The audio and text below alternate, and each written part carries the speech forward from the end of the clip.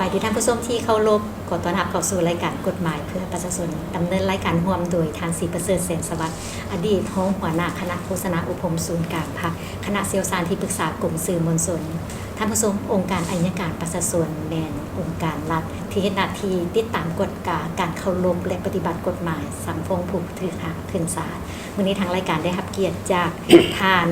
วิไลศรีลาดวงใจซึ่งเพิ่นเป็นหัวหน้าองค์การอัยการประชาชนแขวงสารวัตรให้เกียรติของผมสนทนามื้อนี้สวัสดีท่านสบายดีจ้ะในเบื้องต้นนี่มันขอให้ท่านพูดถึง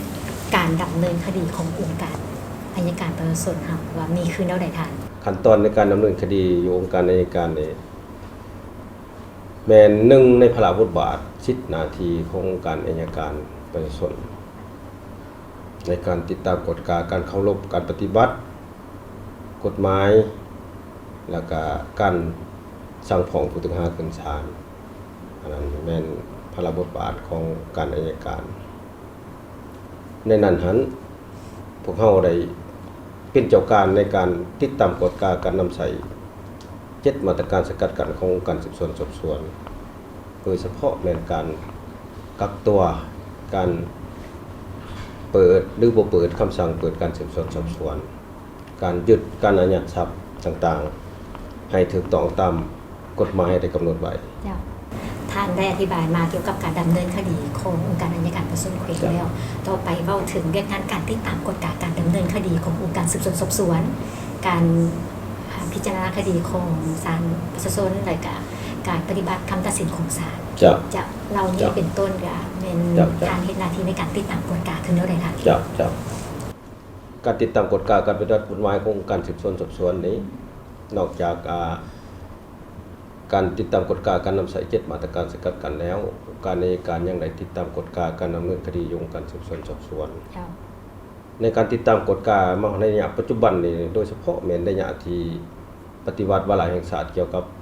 ปัญหาแก้ไขปัญหายาเสพติดนี่พวกเขาได้เป็นเจ้าการจัดตั้งพันขยายคำสั่งขององค์การอัยการประชาชนสูงสุดโดยเฉพาะแม่นได้แต่งตั้งพนักงานอัยการขั้น3เข้าร่วมในการดำเนินคดียาเสพติดได้ใหญ่ถือว่าพวกเขาได้เป็นเจ้าการในการจัดตั้งปฏิบัติใน1ปีผ่านมานี่ก็พวกเขาได้แต่งตั้งพนักงานอัยการขั้น3เข้าร่วมคดีได้ใหญ่อยู่เจ้าหน้าที่ตำรวจองค์การสืบสวนสอบสวนโดยเฉพาะในการแก้ไขปัญหายาเสพติดเพื่อได้ติดตามกฎการว่าการดำเนินคดีถูกต้องตามขั้นตอนบ่ข้อมูลหลักฐานรัดกุมบ่ถูกต้องบ่ชัดเจนบ่สามารถสั่งฟ้องให้ศาลตัดสินแถลงให้ศาลตัดสินได้หรือบ่พวกเราได้เป็นเจ้าการจะตั้งปฏิบัติขึ้นนั้นเกี่ยวกับปัญหา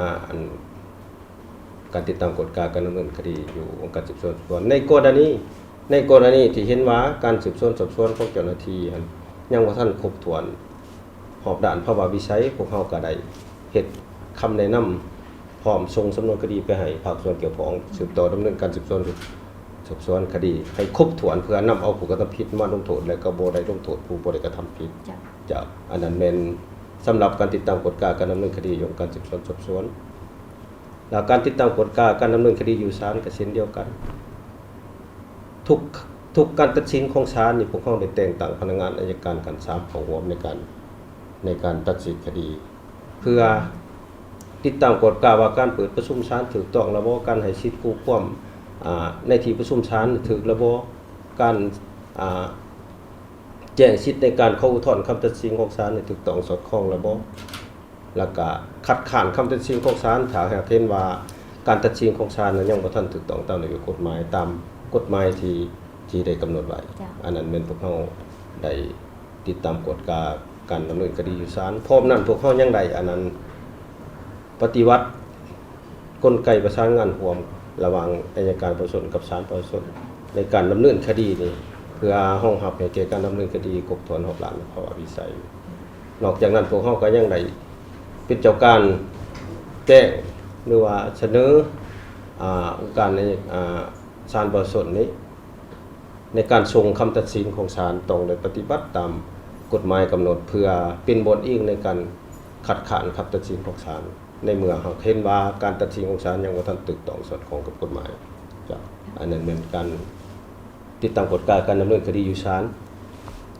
สำหรับการติดตามกฎการปฏิบัติคำตัดสินของศาลนี่ก็เป็นหนึ่งในพระราชบทบาทขององค์การอัยการ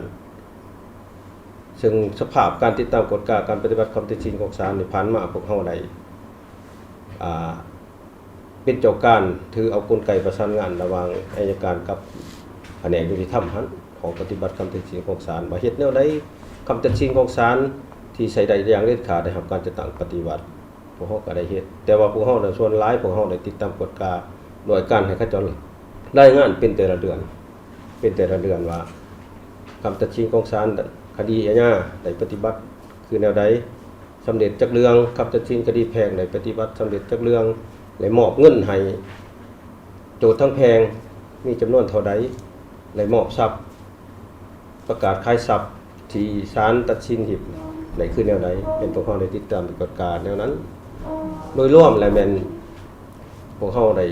พันขยายคำสั่งของหัวหน้าองค์การอัยการตัวส่วนจะให้มีความรับประกันและก็เอาใจใส่ในการติดตามกฎการปฏิบัติคำตัดสินของศาลอยู่ของปฏิบัติคำตัดสินของศาลตามกฎหมายที่ได้กำหนดไว้อันนี้เป็นพระราชบทบาทในการติดตามกฎการปฏิบัติคำตัดสินของศาล ข้าพเจ้าอยาก ตั้งปัญหาปรึกษาตึงถามตึงแต่เป็นปัญหาในระยะผ่านมาในการดำเนินคดีเพราะมีหลายบ่อนในทั่วประเทศของพวกเราเนี่ย ในบางแขวง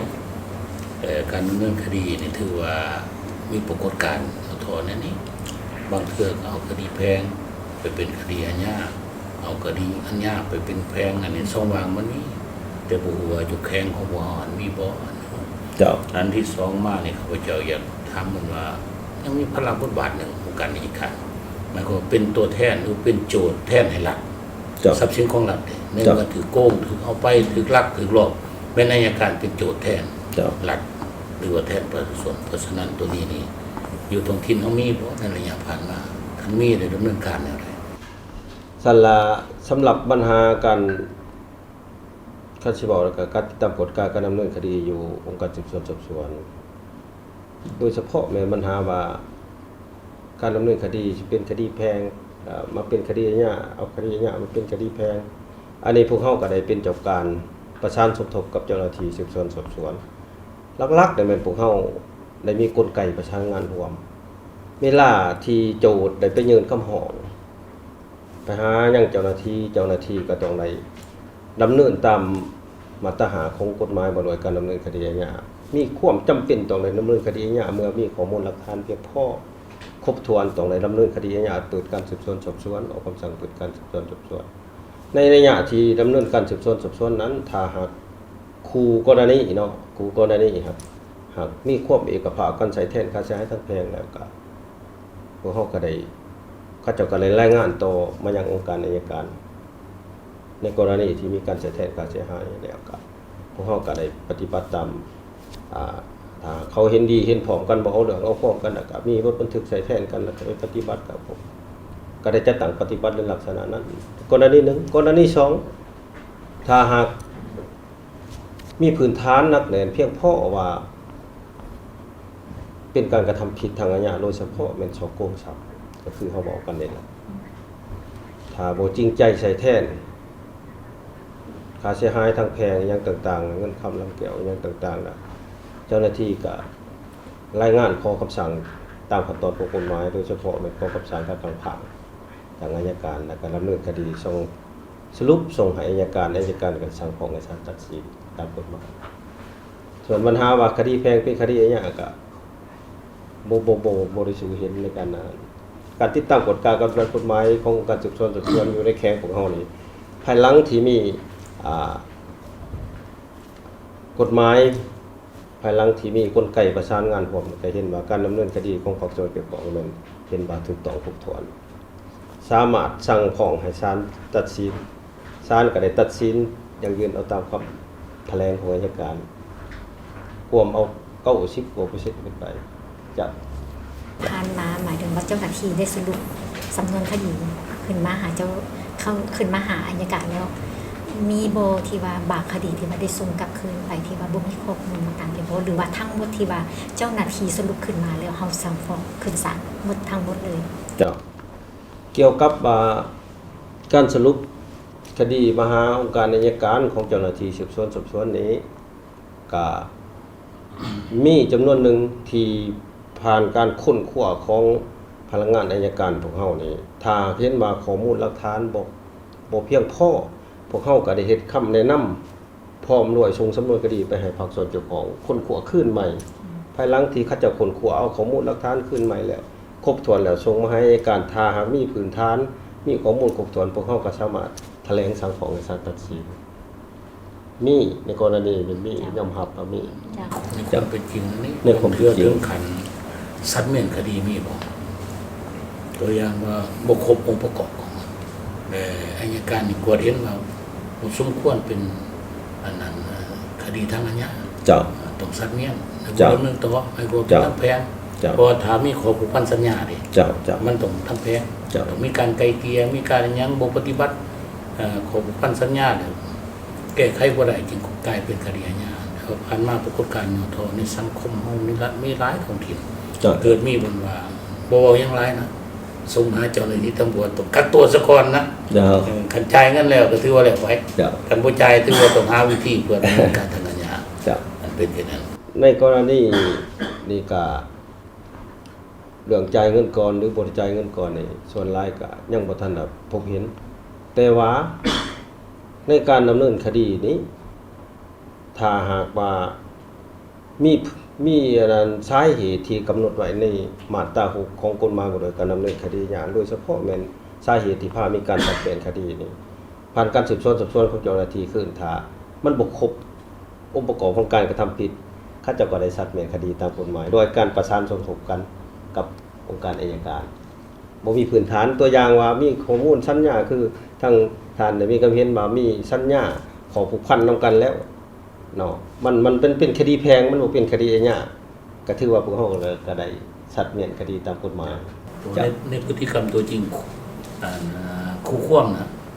ใจฮอดเนาะ ครับ เฝ้าฟัง เจ้า เพื่อไปหาเจ้าหน้าที่ก็ขอเสนอเจ้าหน้าที่ขอให้เฮ็ดอันนี้ถ้าเว้นให้ก็บ่ได้ ครับ ในสังคมเฮามีได้ปัจจุบันนี้ แม่น เพ มี ราะฉะนั้นถ้าตีถอยได้ก็ดี เจ้า เพราะว่าเฮ็ดได้ เจ้า แต่หากบ่ถือตามระบบการเอิ้นว่าการดำเนินการของเจ้าหน้าที่ของพวกเฮา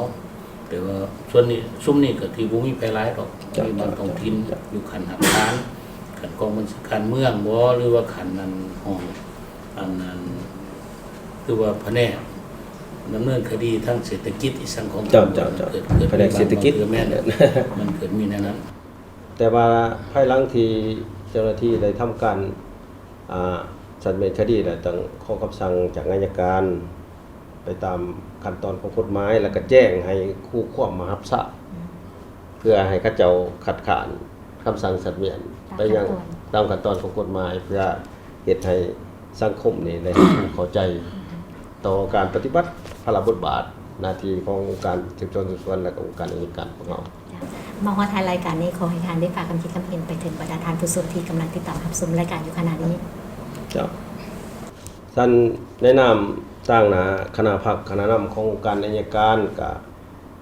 แสดงความเคารพขอบใจมายังผู้จัดทำรายการก็คือพ่อแม่ประชาชนนั่นแหละที่ได้ติดตามการปฏิบัติภาระบทบาทขององค์การปกป้องกฎหมายว่าซั่นซะอยู่แขวงสารวัตรพวกเฮาฉันขอให้ทุกท่านขอให้บรรดาท่านจงได้พร้อมกันเป็นเจ้าการหั่นแหละมีหยังที่อยากเห็นว่าการปฏิบัติกฎหมายการดำเนินคดีของการดำเนินคดีอยู่แขวงสารวัตรพวกเฮาในทางเห็นว่าอันใดยังบ่ทันได้ครบบ่ได้ถ้วนก็ขอให้มีการตำหนิส่งข่าวช่วยโทรประสานสมทบกับองค์การอัยการในฐานะเป็นองค์การติดตามกฎการปฏิบัติกฎหมายแล้วก็แถลงสั่งฟ้องให้ศาลตัดสินทั้งเป็นองค์การติดตามกฎการในการเข้าร่วมปฏิบัติกฎหมายก็ขอให้บรรดาท่านจงได้ช่วยพวกเฮาหั่นแหละ เจ้าอันผสมที่ผ่านไปนั้นเป็นการสนทนาเกี่ยวกับเวียกงานขององค์การอัยการประชาชนแขวงโดยเฉพาะแมนยูแขวง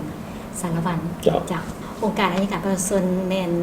องค์การของรัฐที่เห็นหน้าที่ติดตามกฎการเคารพหรือแบบและปฏิบัติกฎหมายนอกจากนั้นยังสั่งฟ้องผู้ที่หาขึ้นศาลมีแมนภาระบทบาทหลักๆหน้าที่หลักๆขององค์การอัยการประชาชน ต่างหน้าให้รายการกฎหมายเพื่อประชาชนต้องขอบใจน้ำท่านที่ให้เกียรติเข้าร่วมสนทนาในรายการของพวกเขามาฮอดนี้ทีมงานรายการกฎหมายเพื่อประชาชนต้องขอลาท่านผู้ชมไปก่อนถ้าว่าท่านผู้ชมท่านใดหากมีข้อข้องใจเลยอยากให้พวกเขานำเสนอเกี่ยวกับหัวข้อใดก็สามารถติดต่อมาได้ตามที่อยู่นี้สำหรับวันนี้สบายดี เจ้าสบายดี สภาแห่งชาติเพื่อลาวพัฒนาปกปักสร้างสรรค์ศาสตร์ลาวให้มันยืนนานสภาแห่งชาติสภาของประชาชนโดยประชาชนเพื่อประชาชนสิทธิและหน้าที่เกิดไว้ในใจของตนผู้แทนทุกคนประกันด้วยเกียรติศักดิ์ศรี